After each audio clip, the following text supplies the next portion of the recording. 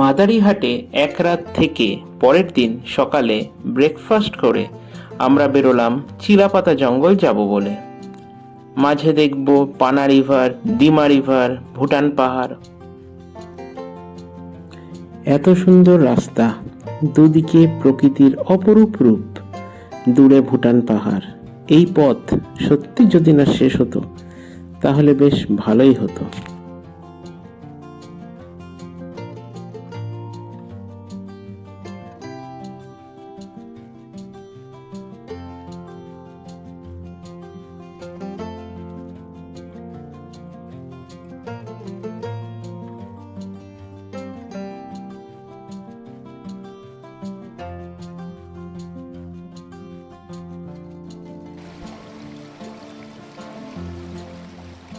ছোট্ট পাহাড়ি নদী পানা, ভুটান পাহাড়ে এর উৎপত্তি।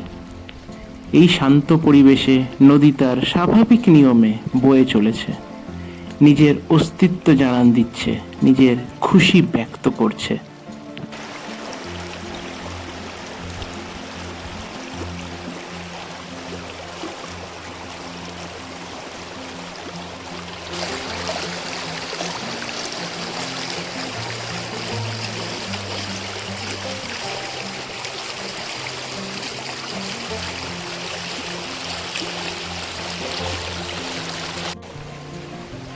বৃষ্টির পরিমাণ বাড়লে নদীর জলও বাড়ে। দূরে পাহাড়, পাহাড়ি নদী, দিগন্ত জুড়ে নুড়ি পাথর ছড়ানো।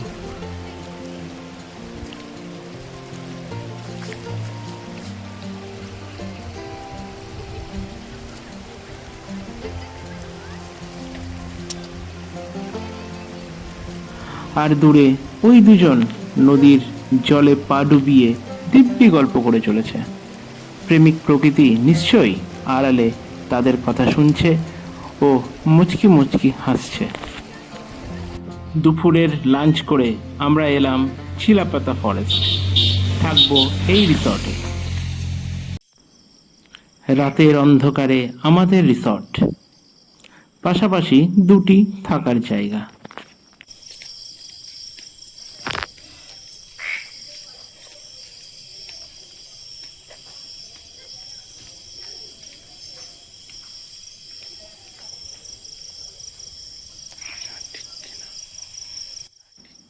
ওদিকটায় পুরোটাই জঙ্গল, চিলাপাতা ফরেস্ট। রাতের অন্ধকারে রিসর্টের সামনের রাস্তা দিয়ে আমরা একটু হেঁটেছিলাম। জঙ্গলের শব্দ, ঝিঝি পোকা ও অন্ধকার একটু অনুভব করুন।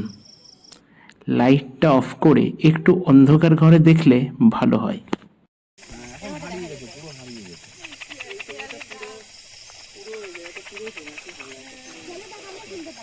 এখনো প্রচুর আছে, এখন প্রচুর। আমাদের রাত্রিবেলা অ্যান্ডারস্ট্যান্ডিংয়ে যেখানে রাস্তা ওইখানে হচ্ছে এরকম ঘরের মতো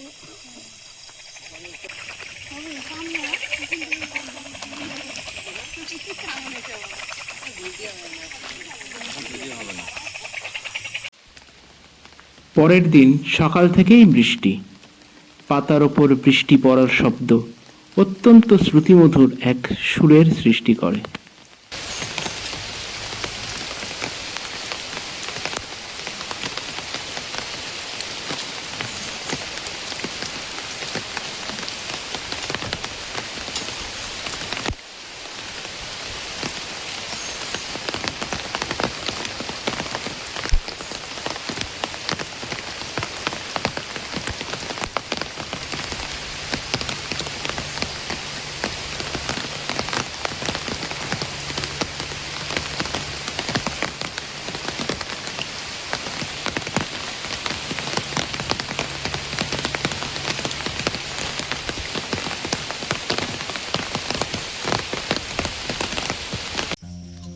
জঙ্গলের একটু ভেতর দিকে আমরা গিয়েছিলাম।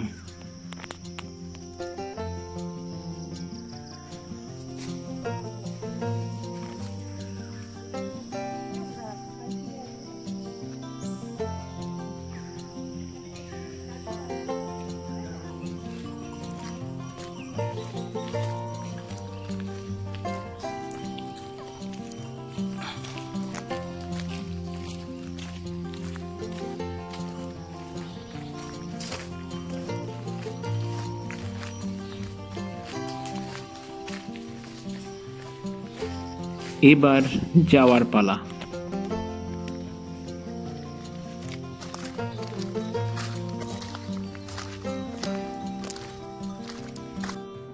সুখকর সব স্মৃতি নিয়ে বিকেল বেলায় উঠে বসলাম কাঞ্চনকন্যা এক্সপ্রেসে হাসিমারা স্টেশন থেকে। মনে রয়ে যাবে এই ডুয়ার্স, এই পাহাড়, নদী, প্রকৃতি সব।